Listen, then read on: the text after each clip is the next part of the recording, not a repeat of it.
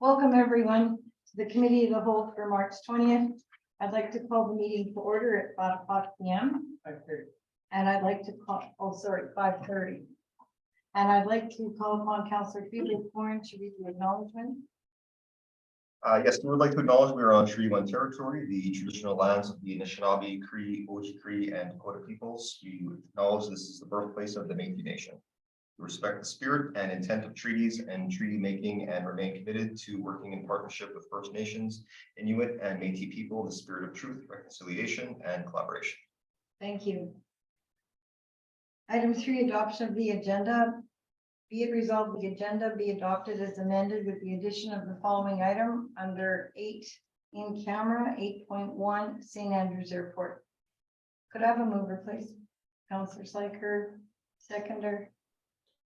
Deputy Mayor Doornbos. All in favor? Aye. The inspector Dawkins is here from the RCMP. Would council have any objection to moving reception of delegates from 5:30 up to 4? Because I think the management report so far. Okay. Fine, they're here. Thank you. Welcome, Thank you. Inspector. You can see there, it's comfortable. We can hear you.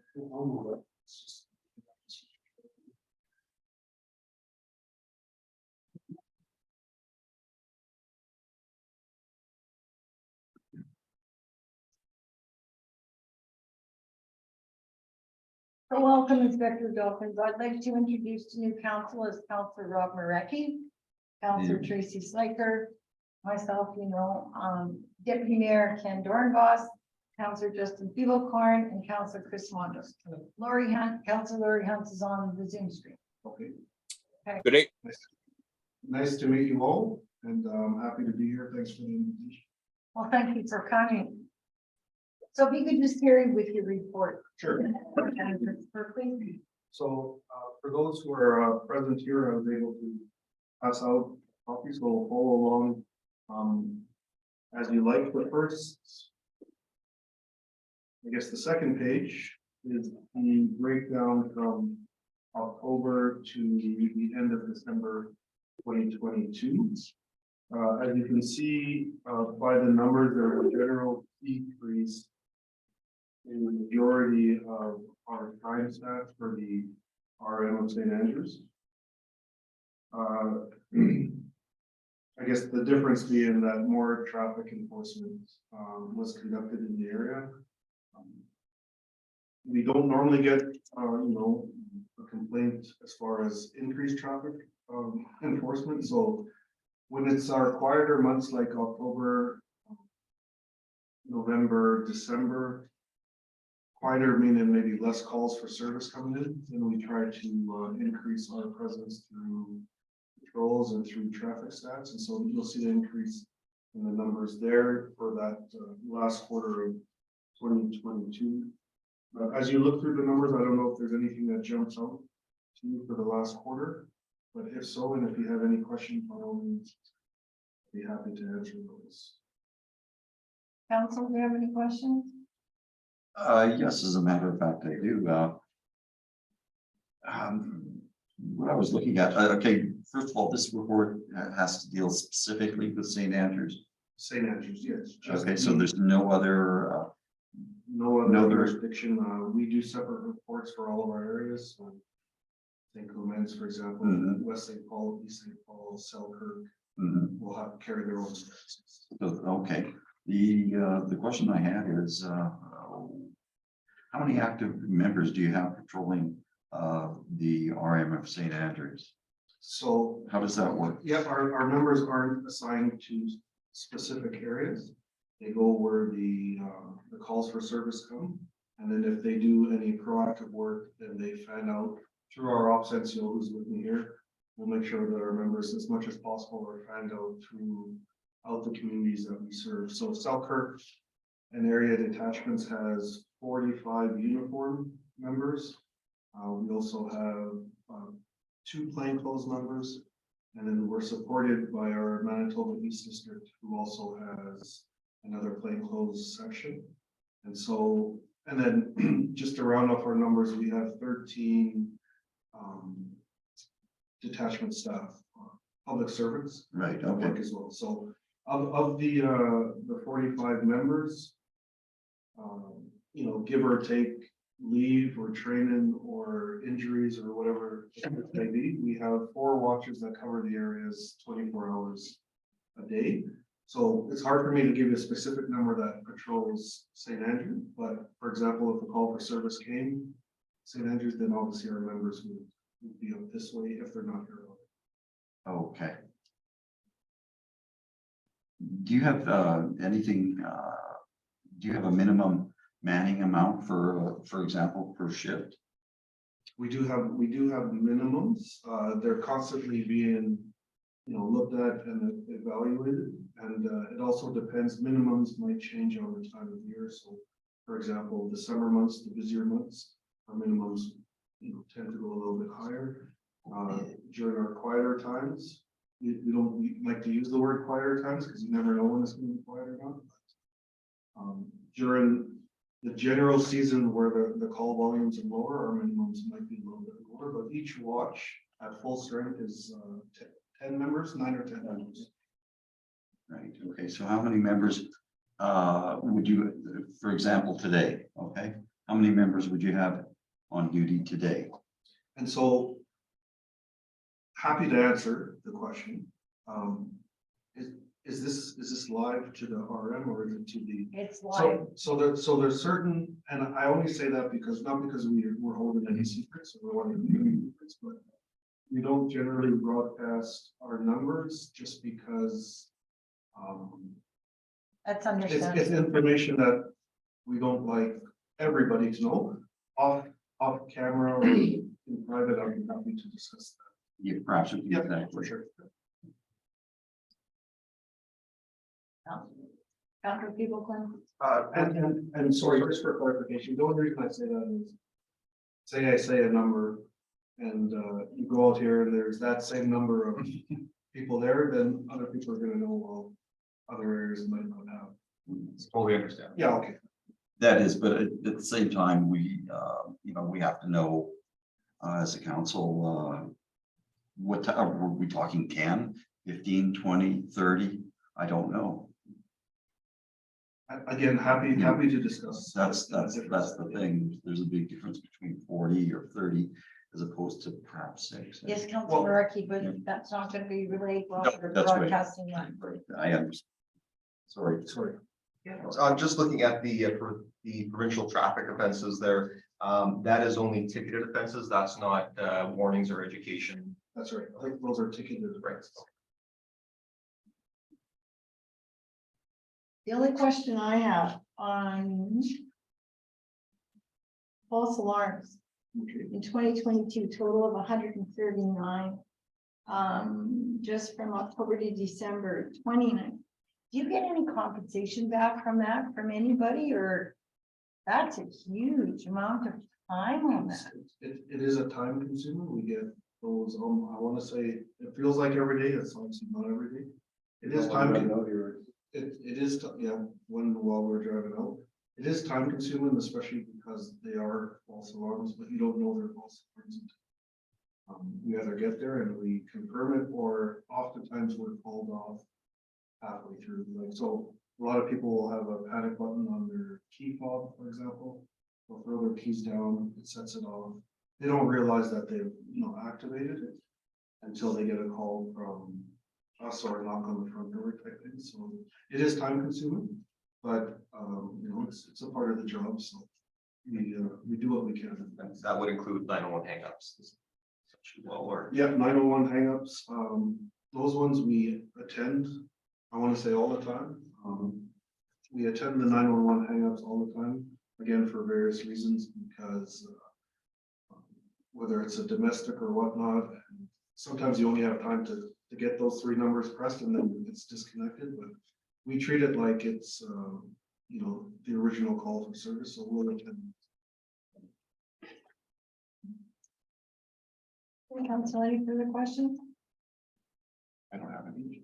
I'll just note, Mayor, that you were looking at numbers on page 3. Page 3 is the year total, so the second page here is for the quarter.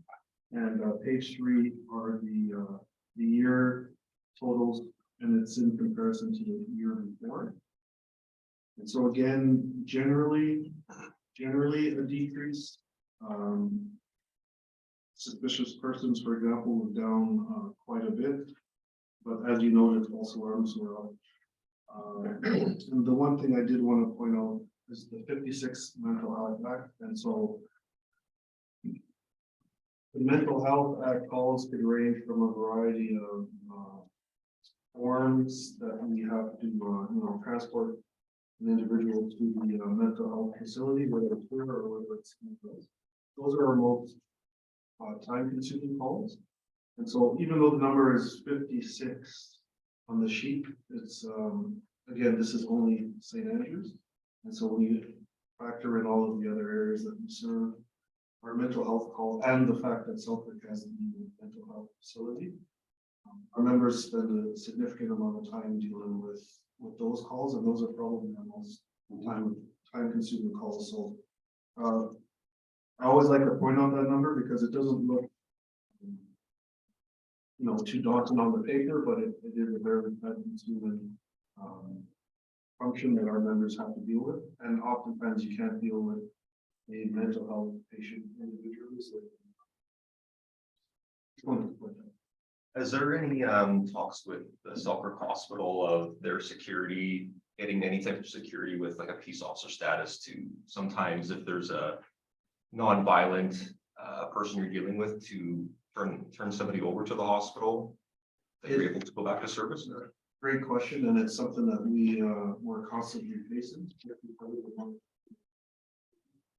There's not a lot of willingness right now to take the responsibilities away from the RCMP in that area. We're looking at other ways that we can, especially like you said, if it's non-violent, non-threatening. I guess the not problem, but the issue with that is what appears to be a non-violent, non-threatening situation can often change at a moment's notice. And so they're not very willing to take that responsibility from us, but we are working on ways to, work together on that exact issues. All I can say to that is when I was first elected, I was appointed to the AMM Justice Committee. And this was a big issue with me with the time. And I thought when we had Inspector John Duff, because I know you haven't been here in a couple of years, I thought that was being looked after. And there was legislation passed to correct this.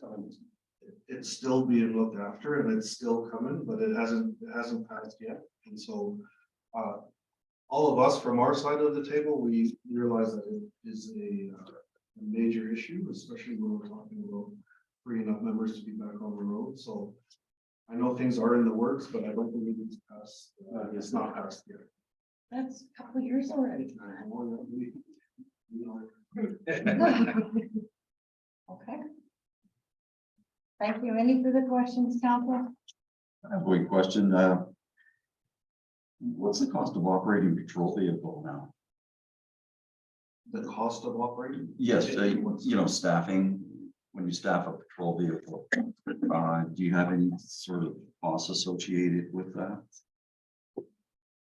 We don't break it down by, we do, sorry, I'm trying to understand your question. So we do, Okay, when you send maintenance or fuel or labor, everything, the whole, we keep track of all. okay, and what would that be? I don't have it broken down per vehicle. I could tell you what, I can't tell you. Per because hour. I didn't bring those numbers here, Mhm. but I could tell you what we spend a year or even a month in vehicle maintenance.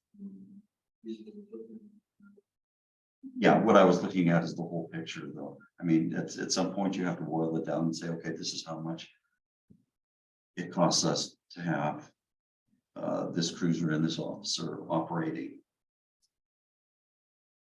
It's tough to break down because not an officer isn't assigned to a specific cruiser. So we could have a vehicle that's on the road 24 hours in the day, or we can have a vehicle that's parked And it's not one of the favorites for the members to drive, so that one isn't used as much, so. It's something that we can look into, but I don't have a breakdown per vehicle. Yeah, okay, that's fine. Any further questions? Okay, is there anything further you'd like to add? I don't know if there's anything you wanted to share, Chris, but no, nothing. But I do want to say though, however, please feel free to stop into Selkirk Detachment, say hello anytime, and we're there. We deal with a lot of front counter service, which is very time consuming as well. But we have great front counter staff. That's where you get your criminal records checks done, fingerprints, or whatever you may need. Very busy detachment. We're entering into our busy time right now, and so we're expecting things to pick up. When we look at the numbers from year to year to year, May, June tends to pick up, and we have busy summers out this way. So, whatever you need from us, though, we're around. Please give us a call, and yeah, we're happy for this invitation, and we look forward to seeing you at the next. Wonderful. Well, thank you so much for coming. It's great to see you. I know it's been a few years since we've had a report. So anyway, it was great to see both of you come today. Okay, thank you very Thanks for the much. great information. Okay, thank you. Thank you. Thank you, Inspector.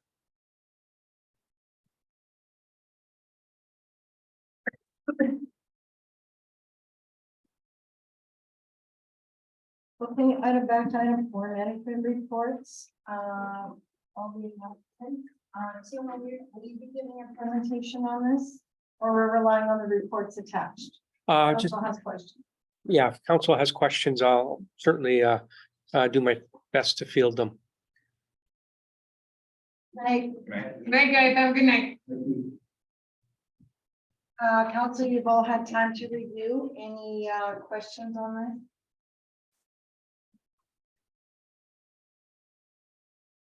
I had one question. Councilor Monder? Lots of the, I guess, explanations just say difference due to timing of regular costs. So I was just kind of wanted to know what that kind of meant. So when I use that explanation, it's just to explain that the invoices don't always come in the exact same month. That's really what it's intended to say. Overall, there's the comment is just to say that there's nothing irregular about the flow of the invoicing. So basically, it could be a week off, could be a week and a half off. It depends on when we get the invoice from the whoever the invoice is coming from, whoever the supplier is. So sometimes at this time of the year, it's busy, so there's more invoicing that comes. Other times it's not. Sometimes the same invoice will come, it'll come in March in one year, it'll come in February in the next. So yeah. Councilor, do you have any questions? No, all good, thank you.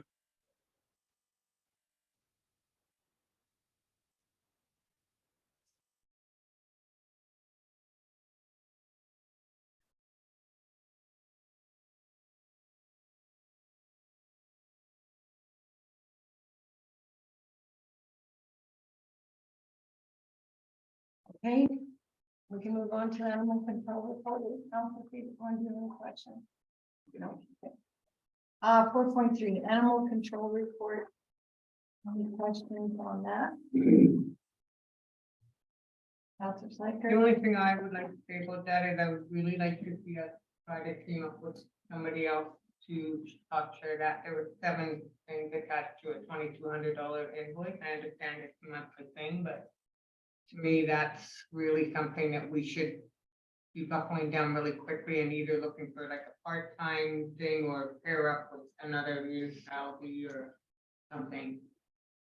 Yes, that's on the list, because this was supposed to have been looked at last February. Because this costs, It's crazy for 7 and half the time, like, he's very honest, he said, animal's gone by the time I get there. Cows in the field and I'm not tramping through the snow. So like, As a taxpayer, that just makes me cringe. Yeah, so this was on one of the lists I had with our new CAO. Okay. And that will have to be looked at if we can partner with somebody else. Or someone part-time, or I don't know, someone retired or something. Be another avenue somewhere, I think. Okay, we've done the reception delegates, no old business, new business. RFD policy number GEN 36, abuse and molestation. Lisa, are you giving a report on this? Or it's just, Yeah, I'm not familiar with it at all. I can't comment on. okay, I'm not either. All I know is that we've received an email. This is new and this is required. It's all in the request for decision. Was submitted by Megan Shaw, rep manager.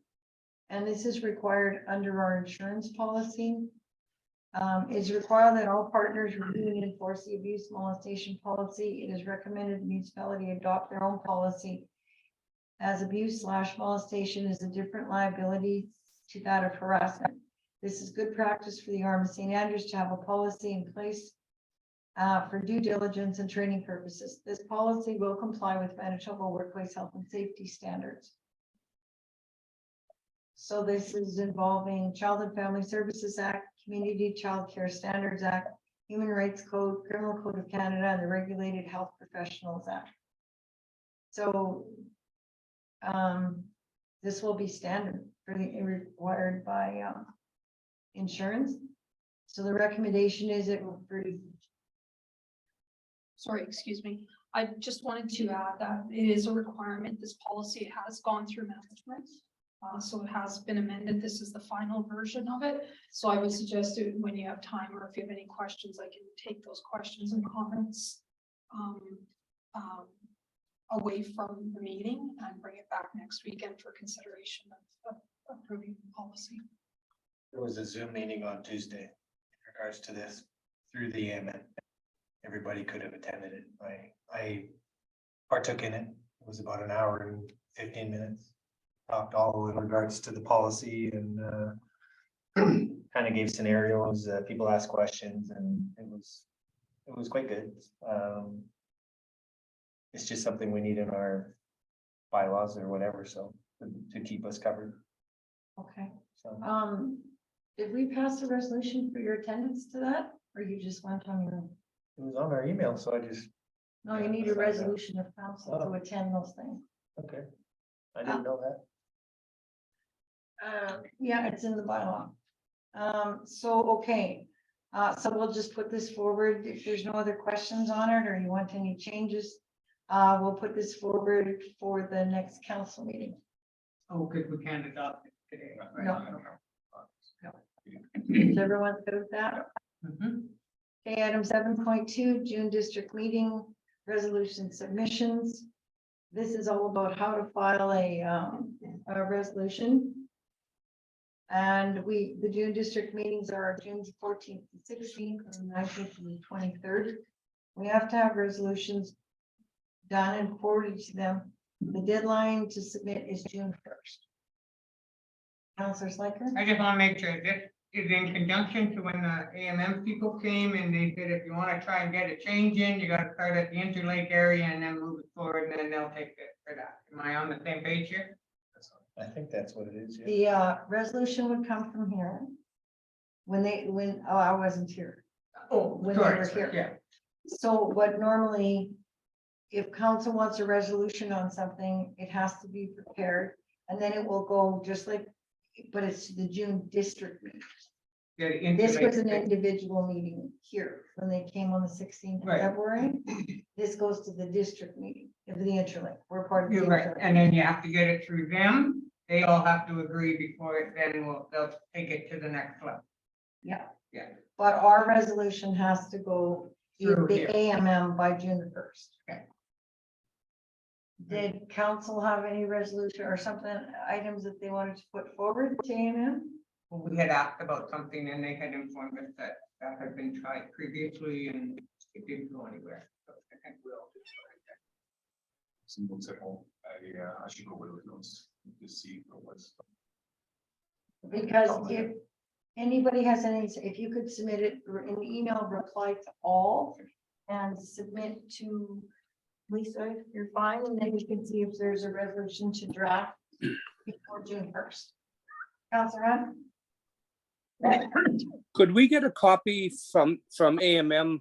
Like there's standing resolutions that the AMM is lobbying the government about. It could be drainage resolution or income tax purposes for first responders, firemen, such things. But, you know, it'll give council a kind of an idea of what's out there, and maybe last year's lists of resolutions that went through AMM. We may have those same kind of issues happening in our municipality and something that the AMM could lobby on, but they have a list that is standing issues with the provincial government. So, and every year they give a report card on how those resolutions are moving forward. As well, they give a report card every year of what resolutions have come in the past and how they're doing, being lobbied on behalf of municipalities to the provincial government. So if we could get a list of that just sent to us just for our own information, that would be great. It would give us lots of education on that then. I believe Counselor Hunt, that's a great suggestion. We received that email a couple months ago. In November, we all received that email with all the whole list. So if you check your emails, it should be in there. But they can also update us also though, so, you know, and see what transpires over the months. Well, this was only a couple months ago, maybe, so it's pretty new.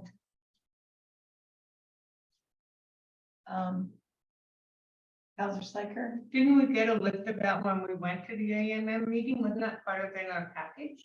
Yeah, I have to take a look and sit on my. I think I recall, because I think you say like, holy, remember there was a couple of fire things in there that we were looking at? Yeah, those are the ones I think that make it to the end. Well, that have gone through this process, that's the AMM is pushing forward, right? So I would assume that we will get a new list when we go at the beginning of April for the conference. So, because I thought that booklet was really cool. Because remember, it broke it down into sections, like Yeah. different sections of different stuff. I still have that at home now. Something's in my desk. Well, there's different resolutions if it's just for an area or it affects 3-5 RM, or if it affects the whole province. But that's up to the resolutions committee of AMM to break that down. If it's coming up. That's what So she explained. this is just if council think you want something to lobby, to have AMM to lobby the province on our behalf. If you could send an email to all, say within, May, end of April. Okay. So now we have the addition of the in-camera item. Be resolved, the council move in camera at 5:59 to discuss matters that are in preliminary stages and respecting which discussion in public could prejudice the municipality's ability to carry out its activities or negotiations, as well as legal and personnel issues. And be it further resolved that the members of council agree to keep in confidence a matter that is discussed at a meeting that is closed to the public under subsection 152(3), and that the committee decides to keep confidential until the matter is discussed at a meeting of the council or of a committee conducted in public. May I have a mover, please? Councilor Slaker, seconder. Who was first? Councilor Mondor. All in favor? Carried. Okay, we're in the recording.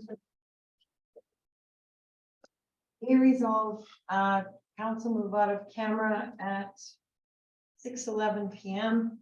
May I have a mover, please? Councilor Mondor, seconder. Mayor Dornbos, all in favor? Aye.